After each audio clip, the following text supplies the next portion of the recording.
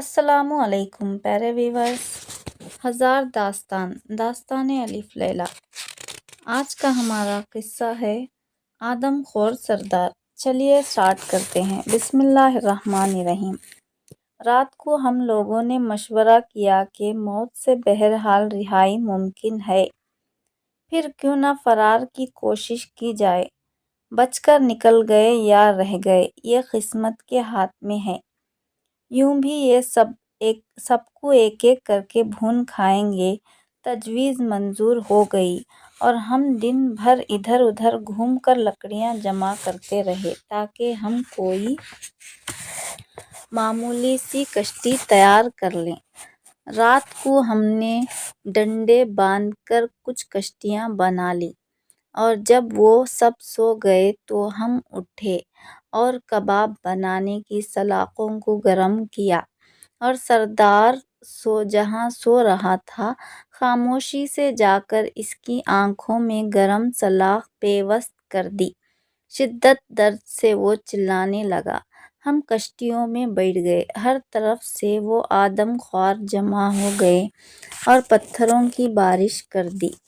ان کی زد سے ہم بچ گئے۔ میں جس کشتی میں سوار تھا وہ موجوں کے بہاؤ سے ایک دوسرے جزیرے کے کنارے جا لگی۔ ہم اس سے اتر کر جزیرے میں پہنچے اور دم لینے کو ہم ایک درخت کے نیچے لیٹ گئے۔ چونکہ ہم تھک کر چور ہو گئے تھے اس لیے لیٹے ہی نیند آنکھ لگ گئی۔ معلوم نہیں کہ کب تک سوئے کہ دفعتاً میری آنکھ کھلی اور چرچر کی آواز آئی۔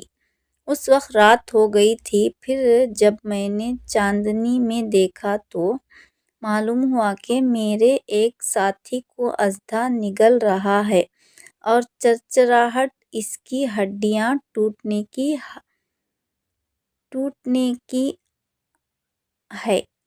یہ حالت دیکھ کر میرا بدن شدت خوف سے سرد ہو گیا اور میں سر سے لے کر پیر تک کانپ اٹھا۔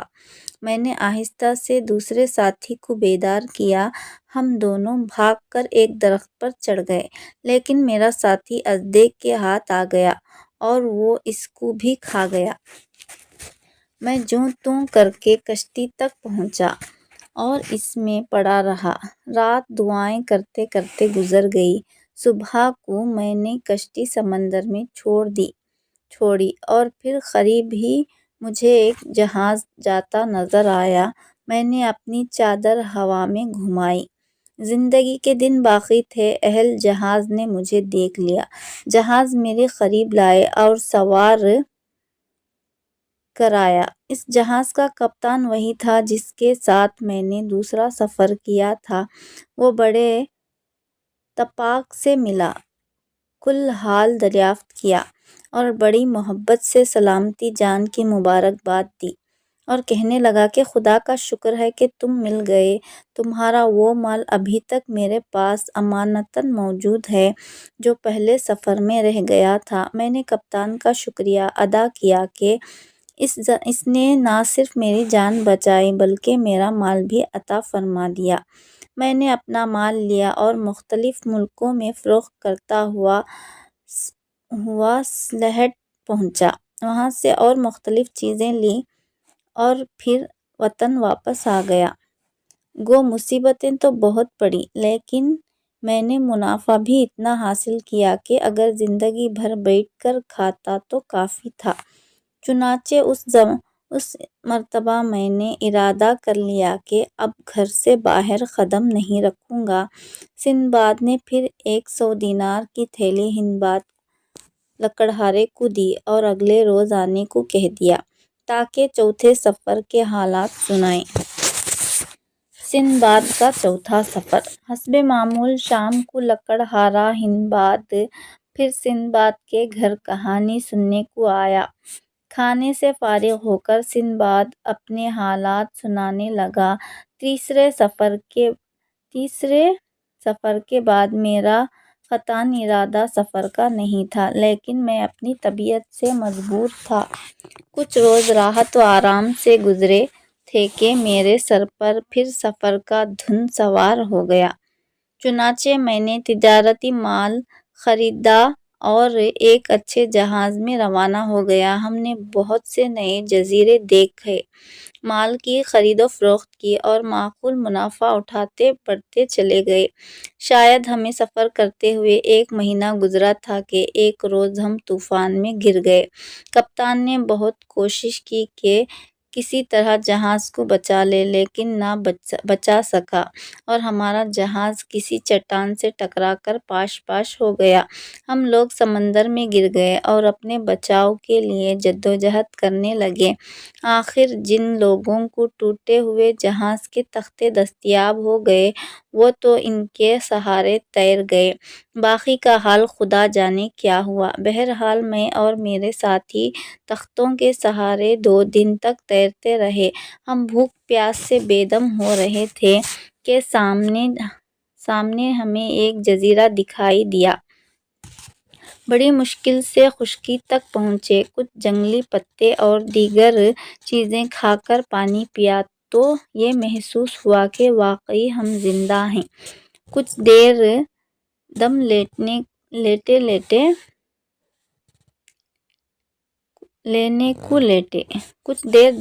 کو لیٹے رہے، پھر آبادی کی تلاش میں آگے بڑھے۔ سامنے فاصلے پر کچھ عجیب قسم کی جھونپڑیاں تھیں۔ ہم وہاں پہنچے، ابھی کچھ سمجھنے نہ پائے تھے کہ کانگو نے ہمیں چاروں طرف سے گھیر لیا اور ایک مکان میں لے گئے جس میں ان کا سردار بیٹھا تھا۔ اس نے ہمیں ایک طرف بیٹھنے کا حکم دیا، پھر ہمارے سامنے نہایت نفیس اور اعلیٰ قسم کے کھانے چنے گئے۔ میں نے ہر چند اپنے ساتھیوں کو اشارہ کیا کہ کھانا نہ کھاؤ، لیکن وہ نہ مانے اور خوب سیر ہو کر کھایا، مگر میں نے ایک لقمہ تک نہیں چکھا۔ اس کے بعد ہمیں ناریل اور شراب پلائی گئی۔ میرے ساتھی شراب پیتے ہی مدہوش ہو گئے۔ میں سمجھ بھی رہا تھا اور دیکھا بھی، لیکن کر کچھ نہیں سکتا تھا۔ تھوڑی دیر میں شراب اور کھانے کے اثر سے جو جادو کا تھا، میرے حواس باختہ ہونے لگے اور ظالم ننگے حبشی میرے ساتھیوں کو مار مار کر کھانے لگے۔ میں نے چونکہ وہاں سے کچھ نہیں کھایا تھا اور اپنے غم میں ہلکان ہو رہا تھا، اس لیے میری حالت بھی خراب ہوتی رہی، لیکن اس کا یہ فائدہ بھی ہوا کہ میرا کھایا جانا بھی پلٹتا رہا۔ آخر ایک روز موقع پا کر میں فرار ہو گیا۔ گو بدن میں قوت نہیں تھی، لیکن جان بڑی عزیز ہوتی ہے۔ میں برابر بھاگتا رہا۔ آخر رات کے وقت ایک گھنے درخت پر رات بسر کی، اس کے پتے کھا کر پیٹ کی آگ بجھائی، صبح کو پھر آگے بڑھا۔ اسی طرح میں تقریباً 7 روز تک برابر چلتا رہا۔ جب بھوک سے بے تاب ہوتا تو جنگلی پھل اور پتے کھا لیتا۔ 7ویں دن ایک طرف کچھ آدمی نظر آئے جو کالی مرچیں چن رہے تھے۔ ان کو دیکھ کر میری جان میں جان آئی۔ ان کے پاس جا کر میں گر گیا۔ ان لوگوں نے میرے اوپر رحم کیا اور مجھ سے حال دریافت کیا۔ میں نے اپنی داستان مصیبت سنائی۔ ان لوگوں نے مجھے اطمینان دلایا، پھر کچھ کھانے کو دیا۔ جب میری حالت ٹھیک ہو گئی تو میں نے بھی ان کے ساتھ مرچیں توڑنی شروع کر دی۔ کئی روز کے بعد میں جہاز پر سوار ہو کر ایک ملک میں پہنچا۔ جا کر میں نے دیکھا کہ لوگ زین بنانا نہیں جانتے اور گھوڑے کی ننگی پیٹھ پر سواری کرتے ہیں۔ میں نے ایک زین تیار کیا اور ان کے بادشاہ کے حضور پیش کیا اور اس کا طریقہ استعمال بتایا۔ بادشاہ بہت خوش ہوا، مجھے بہت کچھ انعام و اکرام دیا اور اس نے ایک امیر کی لڑکی سے شادی کر دی۔ میں اپنی بیوی کے ساتھ عیش سے زندگی بسر کرنے لگا۔ میرے پڑوس میں ایک بڑا شریف آدمی رہتا تھا، میں اس سے بہت مانوس تھا۔ وہ بھی بڑی محبت سے پیش آتا تھا۔ اتفاقاً اس کی بیوی بیمار ہو گئی اور مر گئی۔ میں نے اس کو تسلی و تشفی دی۔ وہ کہنے لگا کہ بھائی، میں بھی اب کچھ دن کا مہمان ہوں، مجھے تعجب ہوا اور میں نے کہا کہ تم تو خدا کے فضل و کرم سے تندرست ہو، کیوں اتنے مایوس ہوتے ہو؟ وہ بولا، تم نئے آدمی ہو اور یہاں کے متعلق نہیں جانتے۔ ہماری قوم میں دستور ہے کہ اگر شوہر مر جائے تو بیوی کو اور بیوی مر جائے تو شوہر کو اس مردے کے ساتھ ہی دفن کر دیتے ہیں۔ یہ بات سنتے ہی میرے ہوش اڑ گئے کہ اچھا نکاح کیا، اگر کہیں میری بیوی پہلے مر گئی تو سچ مچ زندہ درگور ہونا پڑے گا۔ بہرحال اس وقت تو میں ضبط کر گیا، لیکن دل اندر سے ڈوبا جا رہا تھا۔ تھوڑی دیر میں جنازہ اٹھا اور سب لوگ میت کو لے کر ایک بڑی غار کے پاس گئے، پھر اس کا منہ کھولا اور اس میں ڈال دیا۔ اس کے بعد اس کے شوہر کو 7 روز کا کھانا اور پانی دے کر غار میں اتار دیا گیا اور غار کا منہ بند کر کے واپس چلے آئے۔ میں نے بادشاہ سے مل کر اس رسم کو روکنے کی التجا کی اور بہت خدا کے خوف سے ڈرایا، لیکن اس نے کہا کہ یہ قدیم روایت ہے، بند نہیں ہو سکتی۔ اگر میں مر جاؤں یا میری بیوی مر جائے تو ہم بھی قانون کی پابندی سے نہیں بچ سکتے۔ مایوس ہو کر لوٹ آیا اور دل میں طے کر لیا کہ اگر اس غلط ملک سے بھاگا جائے تو بہتر ہوگا۔ میں اس فکر میں تھا کہ اتفاقاً میری بیوی بیمار پڑ گئی اور دوسرے ہی روز مر گئی۔ بادشاہ خود تعزیت کے لیے آیا، لیکن میرا حال برا تھا۔ بہرحال جنازہ تیار ہو گیا، سب غار پر پہنچے۔ پہلے میت غار میں ڈالی گئی اور اس کے بعد مجھے بھی بیوی کے پیچھے دھکیل دیا گیا۔ غار میں اس قدر اندھیرا تھا کہ میرا دم گھٹنے لگا، لیکن کیا کر سکتا تھا؟ پہلے تو بیٹھ کر بہت رویا اور جب جی ہلکا ہو گیا تو ایک طرف سے تھوڑی سی جگہ صاف کی اور وہیں پڑ گیا اور خدائے رحیم سے دعا کرنے لگا کہ مجھے اس مصیبت سے نجات دے۔ میں نے اپنے کھانے پینے کی بہت حفاظت کی، صرف ضرورت کے وقت کھاتا تھا کہ شاید کوئی تدبیر سوجھے۔ تیسرے روز اتفاقاً کوئی اور مر گیا، چنانچہ غار کا منہ کھلا اور ایک مردہ اور اس کے بعد ایک عورت اور کھانا پانی غار میں احتیاط سے رکھ دیا گیا۔ جب غار کا منہ بند کر کے لوگ چلے گئے تو اندھیرے میں عورت کا ہاتھ میں نے پکڑ لیا اور سمجھایا اور تاکید کی کہ کھانے پینے کی چیزیں تھوڑا تھوڑا استعمال کرو تاکہ کچھ روز یہ کام دے سکیں۔ اس عرصے میں یہاں سے نکلنے کی کوشش کریں گے۔ 2 روز تک ہم نے کھانے پینے کی چیزیں لے کر ہاتھ پیر مارے، لیکن کوئی سبیل نظر نہ آئی۔ شام کو پھر غار کا منہ کھلا اور ایک مرد اور زندہ عورت داخل کیے گئے۔ میں نے اس عورت کو بھی تسلی دی۔ دوسرے روز ہم تینوں اسی فکر میں بیٹھے تھے کہ ایک ایسی آواز آئی جیسے کوئی جانور ہڈی چبا رہا ہے۔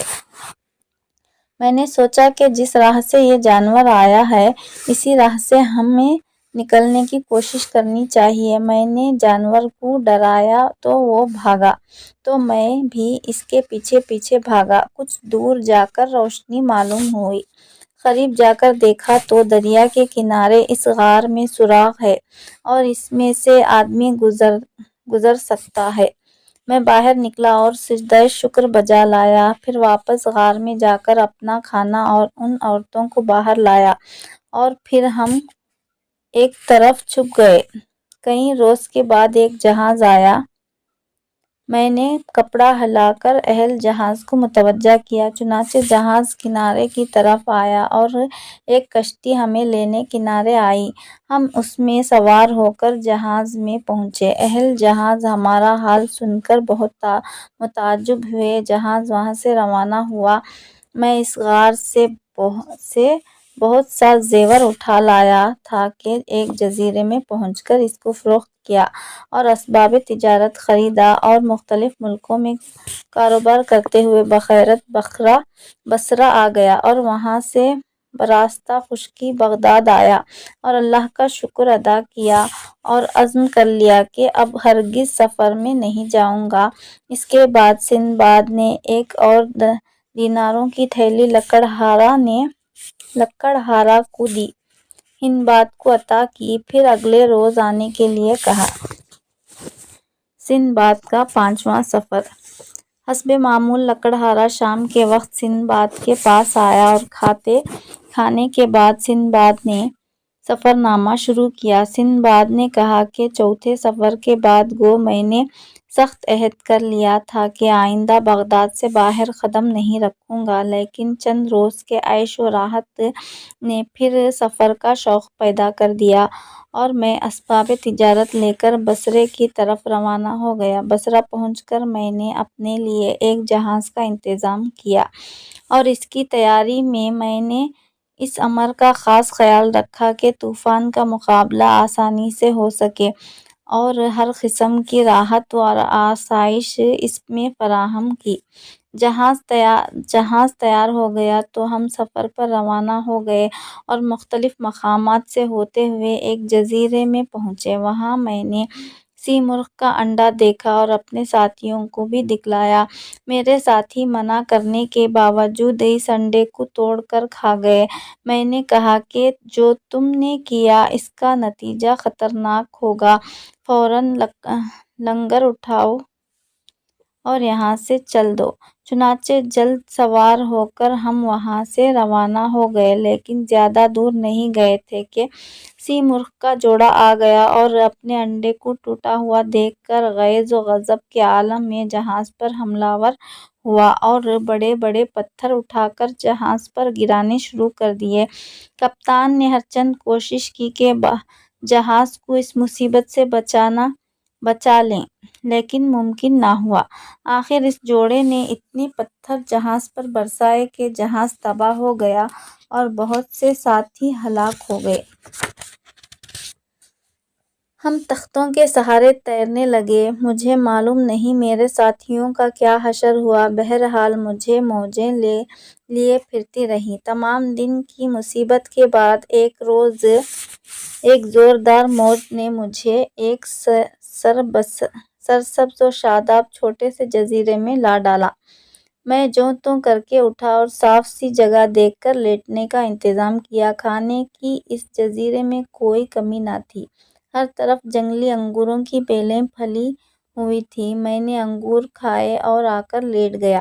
رات میں نے آرام سے گزاری۔ صبح اٹھ کر چلا تو دیکھوں یہاں سے نکلنے کی کیا سبیل ہوگی۔ پھرتے پھراتے ایک چشمے کے کنارے پہنچا، جہاں سے میں نے ایک بوڑھے کو دیکھا جو اپنا نصف دھڑ پتوں میں چھپائے ہوئے بیٹھا تھا۔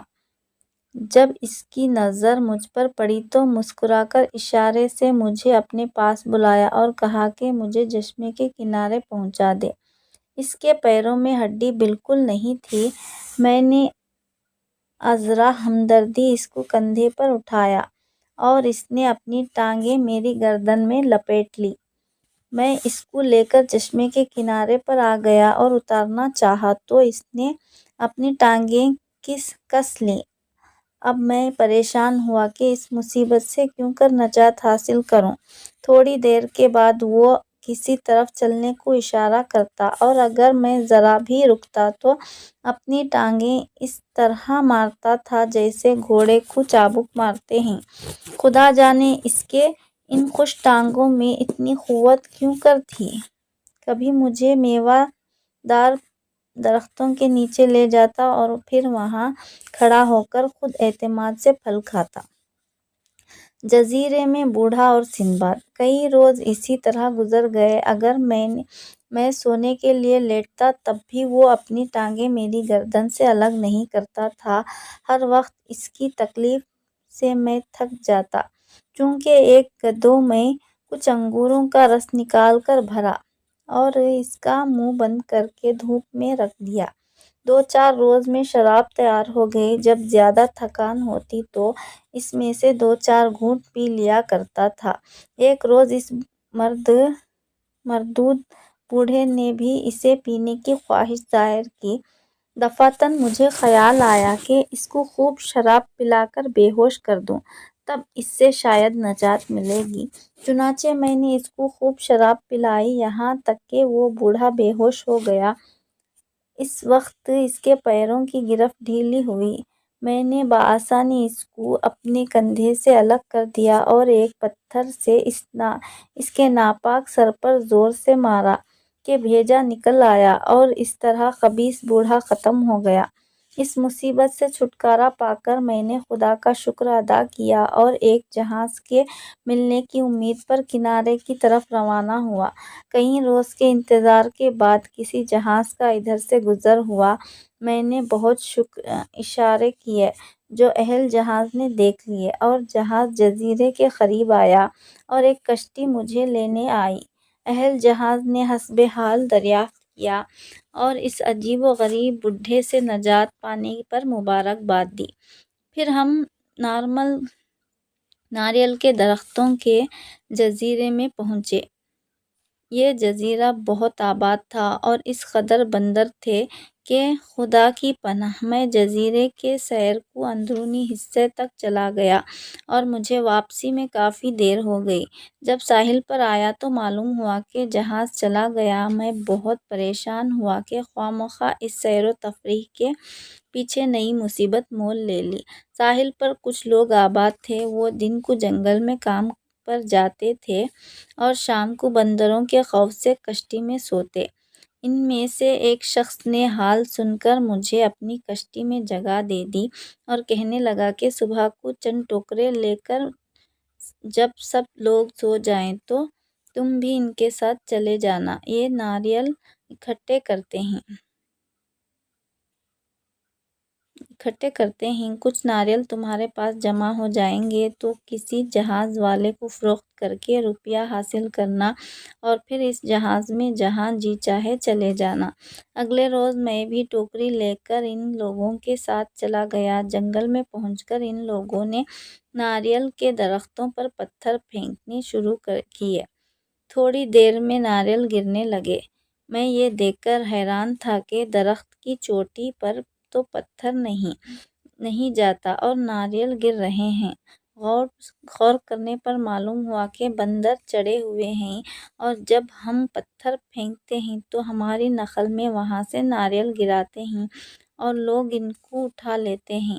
چنانچہ میں نے بھی یہی کام شروع کر دیا اور شام تک بہت سارے ناریل جمع ہو گئے۔ اسی طرح میں روزانہ ناریل کے جنگل میں جاتا اور ناریل اکٹھے کرتا۔ جب کافی ذخیرہ ہو گیا تو ایک روز ایک جہاز آیا اور سب کے تمام ناریل خرید لیے۔ میں اسی جہاز میں سوار ہو کر وہاں سے روانہ ہوا۔ پھر ہم ایک ایسے جزیرے میں آئے جہاں موتی نکالے جاتے تھے۔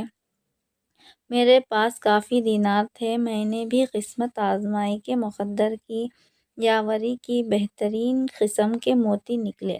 میں ان کو لے کر اسی جہاز میں بصرے آیا اور وہاں سے بخیر و عافیت بغداد آ گیا۔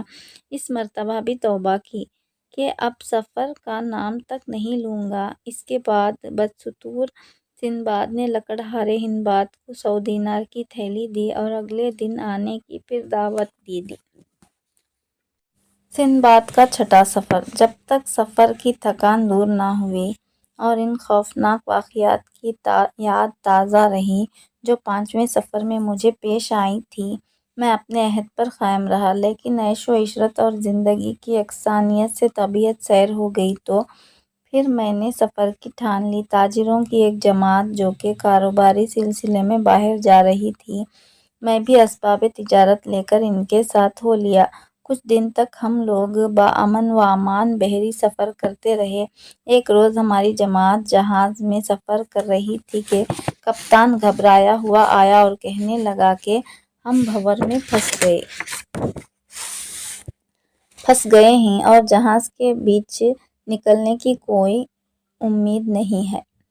لوگ رونے پٹنے لگے۔ تھوڑی دیر میں ہمارا جہاز گرداب میں پھنس کر ایک زیر آب چٹان سے ٹکرا کر ٹکڑے ٹکڑے ہو گیا۔ کچھ آدمی تو فوراً ہی غرق ہو گئے اور کچھ ٹوٹے ہوئے تختوں کے سہارے تیرنے لگے۔ میں بھی ایک تختے کے اوپر بہتا ہوا ایک پہاڑ کے کنارے جا لگا۔ تختے سے اتر کر میں پہاڑ پر چڑھ گیا اور کچھ جنگلی پتے اور جڑیں کھائیں۔ وہاں میں نے دیکھا کہ لاتعداد انسانی ڈھانچے پڑے ہوئے ہیں جن سے یہ اندازہ ہوتا ہے کہ شاید ہم میں سے پہلے بہت سے جہاز اس گرداب میں پھنس کر تباہ و برباد ہو چکے ہیں۔ مرنے والوں کا بہت جواہر بھی وہیں پڑا تھا۔ ایک روز دم لینے کے بعد سوچا کہ یہاں کھانے کے لیے درختوں کے پتوں اور جڑی بوٹیوں کے سوا کوئی چیز نہیں ہے۔ اگر چند روز اسی طرح بے آب و دانہ رہنا پڑا تو یقیناً ہلاک ہو جاؤں گا۔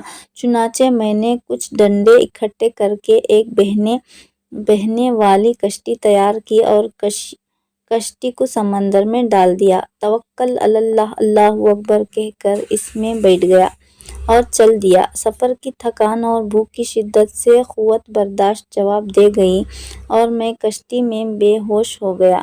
مجھے یاد نہیں کہ میں کب تک بے ہوش رہا، لیکن جب میری آنکھ کھلی تو میں نے دیکھا کہ میری کشتی ساحل پر بندھی ہوئی ہے اور صاف آسمان پر سورج چمک رہا ہے۔ میں نے ادھر ادھر دیکھا کہ میری کشتی کے کنارے پر چند آدمی بیٹھے ہوئے نظر آئے اور اشارے سے ان کے قریب بلایا اور حال دریافت کیا، لیکن وہ میری زبان نہ سمجھے اور نہ ہی ان کی گفتگو میری سمجھ میں آئی۔ مجبوراً میں نے اشارے سے کچھ کھانے کو مانگا۔ ان لوگوں نے مجھے کھانے کے لیے دیا۔ پھر میں کشتی سے اتر کر ساحل پر آ گیا۔ چند روز اسی طرح ان کے ساتھ بسر کیے کہ جس چیز کی مجھے ضرورت ہوتی اشارے سے بتلاتا۔ خوش قسمتی سے ایک دن ایک شخص آیا جو عربی جانتا تھا۔ اس کے ذریعے میں نے اپنے حالات ان لوگوں کو بتلائے۔ وہ لوگ اپنے بادشاہ کے پاس لیے گئے اور اسی مترجم کے ذریعے گفتگو ہوئی۔ بادشاہ کو جب یہ معلوم ہوا کہ میں بغداد کا رہنے والا ہوں تو وہ بہت خوش ہوا اور کہنے لگا کہ میں خلیفہ ہارون رشید کا باجداس ہوں۔ چند روز میں اسی شہر میں رہا اور جب سفر کی تھکاوٹ دور ہو گئی تو میں نے بادشاہ کو خبر دی کہ میں اپنے وطن جا رہا ہوں، تو بادشاہ نے خلیفہ کی خدمت میں پیش کرنے کے لیے بہت سے تحائف اور ایک خط مجھے دیا اور ایک جہاز میں جو بصرہ جا رہا تھا سوار کر دیا۔ وہاں سے بصرہ پہنچا اور پھر خشکی کے راستے بغداد آ گیا اور اس بادشاہ کے تحائف اور خط خلیفہ ہارون رشید کے دربار میں پیش کیے۔ خلیفہ بہت خوش ہوا اور مجھے کافی انعام و اکرام دیا۔ اس سفر کے بعد میں نے قسم کھا لی کہ آئندہ سفر پر نہ جاؤں گا۔